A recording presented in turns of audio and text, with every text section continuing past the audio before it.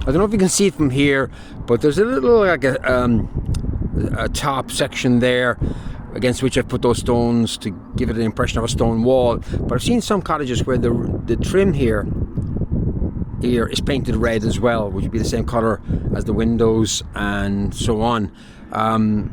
It's quite dramatic when you do that, but a lot of traditional cottages do that. They paint along here red and down here red. It frames the gable end. So I see my neighbour over here hasn't done that, but we'll see. I could do a sample on it just to see how it would come out.